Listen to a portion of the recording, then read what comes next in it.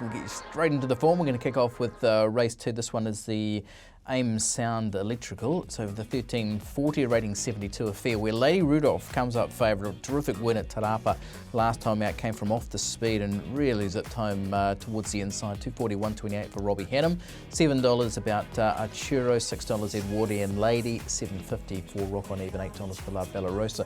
Stephen Hunt, we get to you and just get a bit of a lead towards the market. What's shaping here? Very keen on the Robbie Patterson pair, including the favourite number 10, Lady Rudolph, who was outstanding last start, winning at Tarapa. And gee, Robbie, he's on a crest of a wave as well, winning 2 at Otaki on their Premier Day yesterday, 24 hours ago. So the stable in red-hot form, and Lady Rudolph well supported, opened at $2.90 during the weekend and now trading at $2.40, holds around about 35% of total turnover in this particular race. And the stablemate Aridity, number 13, who just got back at Waverley on a day that he had to be forward and on speed, didn't suit this individual, missed the start, game was over on that occasion. Drawn barrier 1, Lee Hemi, I'm sure they'll look to be a little bit more positive out of the gates, has been well specced at longer odds, opened at $26, now trading at $12. That holds the biggest liability purely on the higher lay price. So Aridity in front of Lady Rudolph is the best back runners, and a little bit of specking on Rock on Eve, 8.50 and a 7.5.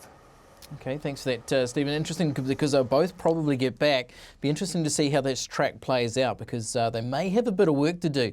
As you can see, although our speed map's saying Aridity might hold a position on the inside. Bevan, how'd you see the second going? Well, I thought it'd be run at muddling tempo actually. Maria Dior, if it can get forward, is a good quality horse. There has been a little bit of specking for one of Tina Egan's in La Bella Rosa, so I think there's a bit of speed to be offered there. But I thought there was 2 standout chances in this race, and one of those is Arturo for Royden Burgess, and a horse that was up for the ready runs, came here post that preparation and won nicely in a small field. Since it's been back, its 2 runs have been very, very good, and after this race, Royden mentioned that he thought this horse would go to the best of grade, into open handicap grade with the company. Needed the post this day, but gee, there was still a lot of improvement in this particular horse. I'm not sure they'll jump and put him in the race like they did this day. They just took bad luck out of the equation. He might just find a spot in behind the speed and be making a run over the last 200 metres. And then Lady Rudolph, what a win in the north last time. Should have won at Woodville. That was the day where it was very, very windy, and she came to the centre of the track to make a run and almost got blown off her feet, but shouldn't have won this race. Had no chance at this point. You think, well, we're running for the minor money, and then Sam squeezing through runs towards the inside. She does have an exceptional turn of foot, and you just can't beat Robbie Patterson at the moment. We need to make up a little jingle about this particular horse. Darren Weir, Pikey and Robbie Patterson. That was a nice win. She does have an exceptional turn of foot, but the only real niggle is how far they get back in this race, just with the way Wanganui does play generally.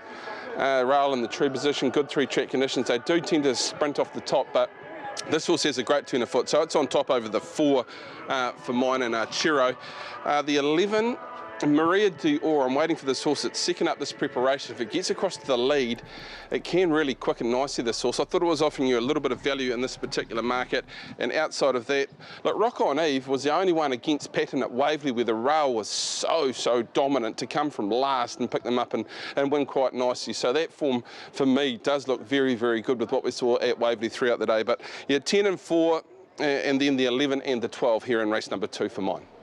I'm sure that jingle you're referring to is Rudolph the Red-Nosed Reindeer. I'm picking Bevan, but anyhow, we'll move you on to the 4th here. This one, the Pella Mountains Muscle Recovery 2040, where Stephen James, 350-140, is heading this market against another Waikato Raider in Sunburst at 450 and 170. Flying Megs at $6, 650 Emirata and Myrtle. And a bit of money for Casino LJ, who's been in really good form lately at $9 and 260, and back in grade here after a good third at Trentham last time out. Stephen, the market lead, is it to those Northern Raiders? Yeah, they're pretty keen on the favourite here, Stephen James. Sense of timing, 4th up, first time over ground. And pedigree suggests no dramas over 2,000 metres. Rosie Myers, one of many good rides she's got on the calendar for today, which we've already touched on earlier in the show. $3.40 when Benny commenced on Thursday around the rating 72 horses, now trading at 3.5, but don't get put off with that slight turn outwards. Clearly the best back runner. Sunburst quite friendless. There's potential this horse could drift from a $4.50 line, maybe closer to $5 later on this afternoon. Flying Meg has that Aridity profile in behind Portland Jimmy at Waverley, just never got into the race, but was doing doing its best work at the line, well spec'd at $6.50 during the week, now trading at $6. And Commanding Prince had a run over a shorter trip early part of November, a trial in between times. It's ready to go first time 2,000 metres. Commanding Prince is probably one of the horses at Wanganui today where they've spec'd in the middle market with a decent liability. Jonathan Parks does the riding for Fraser Allred, so we do take note when that combo unleashed together. Drawn barrier 1 opened at $12, is now trading 11. As I mentioned, well traded and a decent liability on that particular runner. Barrier as well, and that's what our speed map suggests. Sunburst a good go forward with Myrtle as well, but the favourite Bevan is one of those 8 winners for Rosie Myers. Stephen James. I think the speed map there tells you a lot, doesn't it, Aidan? And that Commanding Prince is the only speed in the race. He actually went a really good race fresh over the 1,600 metres and has had a trial in preparation for today. So it almost has a sense of timing for me around Commanding Prince. But I've been impressed with Amarata, and I have been impressed over the prior season as well around this horse staying wise. And it's had a couple of runs at the 1,600 metres. It was really unlucky behind Portland Jimmy at Waverley. Could have been a lot closer, and I thought the fresh up run was very, very good. So I went with Amarata on top as a little bit of value for you. Also with Flying Meg, I know Jason was very keen on this horse on the first call. Its 2 runs have been pretty promising. It ran home nicely at Waverley when not really in the race, when they were picking off the front with that rail so dominant. Stephen James, I'll be interested to see where they can posse up from that 9 gate with not a lot of tempo in the race, but this horse does seriously have a good finish on it. And yeah, I put in Commanding Prince. This is probably the speed map special when you look at a race like this and the way he does race. He likes to put them to the sword from around about the 1,000 metres, and if he does that, he could hang on. He does have a fair bit of ability. So I was 3, 9, 5 and 1 in our 4th. Okay, lead you on to the 5th, which is the Wanganui Motors and the Dyke Family 1,600. Favourite here is Gualada at 270 and 122. Jackal Bomb at 360, 130. Neeson at 450 and 145. Wasn't bad last time out at Ellerslie, closing late as well. Stephen, the money, what's the story here in the 5th? Difficult race to assess, Aidan, purely because Portland Jimmy came out this morning, has opted to run in the Wanganui Cup later on this afternoon. Portland Jimmy, who was a $3.30 favourite, posts the scratching, so there's been around about 25% deduction, so a lot of the opening lines to where they're trading now a little bit misleading. Gallardo now current favourite at $2.70 in front of Jackal Bomb at 3.6. The best leaders in that third line, number 4 Neeson, all 5 wins have been left-handed. He's back left-handed here. He'll look to put himself in the race. Chris Johnson born barrier 3, so he's a horse that when he has won, he's put himself in the race at left-handed. So at the moment, he is your decent lead. $4.80 this morning, now trading at $4.50. A little bit of speaking also for Awatani, who could have got $14 earlier today, now trading at $12. Okay, yeah, it's an interesting one too, and I was just checking to see who they'd put on in the Wanganui Cup. Madan Singh rides at 53 kilograms on Portland Jim. We'll get to that shortly though. Bevan, here's the map for the 5th with Lady Cartel and Neeson, the main speed. Yeah, with Portland Jimmy coming out, they probably get it quite soft in front, Neeson and Lady Cartel, with Jackal Bomb from that graphic getting the trailing position. And they look very strong chances in a small field where you'd think that once they get there, those two, that the speed will come completely out of this race over the 1,600 metres. Look, I've been a fan of Gualada for quite some period of time. Very talented horse that Bryce has been very, very patient with through that 3-year-old season. And look, this is the run behind a pretty smart sort of horse in Tinkalicious, as we've seen how the Jamel Miller team post this race. Look, I thought it was going to blow on by, but Tinkalicious has got more ability than probably I've given it credit for, and it does dig in very, very strongly. Gualada looked the one. Gee, the win prior to this at Taupo fresh up was excellent, albeit not in the strongest of fields. But look, this horse has had a quick freshen up. Gualada, and expect it to run a race. It's on top over Jackal Bomb, who in that trailing position I think will be a danger for mine. Neeson is in the mix. And Lady Cartel, this is a horse you've had a lot of time for as well, Aidan. Look, you can forgive them one. The run behind Bowden was a little bit disappointing. Prior to that, it was unlucky behind Shadows Cast in the Open 14 when he carried the car park. The run prior to that was in black type. So if it gets a soft lead and it puts its best foot forward, then I think it has to be in the mix as well. But look, I went with the favourite in Gualada because I think in time you'll find this horse up over ground in some reasonable sort of staying races. Yeah, do you forgive it too, though? That's the question with Lady Cartel. I'm just not so sure. I know you said luckless 2 starts back, but you just expected a little bit more last time. Feature is the Steel Form Roofing Group Wanganui Cup and Red Sierra at $421.80. Even one cup winner on top here. Your Teamer at $6, $6.50. Obsessive, $7 for Portland Jimmy. That's a price that's got to be interesting. It's got a tricky little barrier draw.